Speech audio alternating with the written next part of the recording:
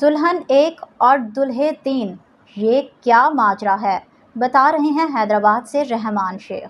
حیدرآباد ہالی روڈ تھانے کی حدود میں شادی کا جھانسا دے کر شہریوں کو لوٹنے والا گروہ گرفتار کر لیا گیا۔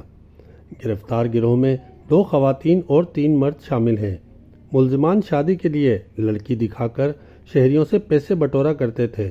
ملزمان نے شادی کا جھانسا دے کر لاکھوں روپے شہریوں سے لوٹے۔ شادی کے جھانسے میں آ کر لٹ جانے والے 3 متاثرہ شہری فراڈ گروہ کے خلاف تھانہ ہالی روڈ پہنچ گئے۔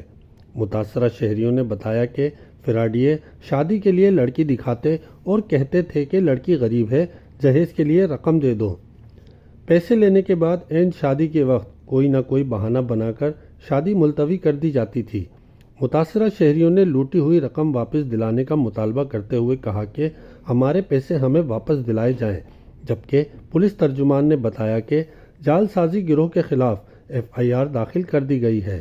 پولیس مکمل تفتیش کرے گی۔ اگر کوئی فراڈ ہوا ہے تو اس کا قانونی طور پر ازالہ کیا جائے گا۔ کیمرہ ٹیم کے ہمراہ رحمان شیخ، سٹی نیوز، حیدرآباد۔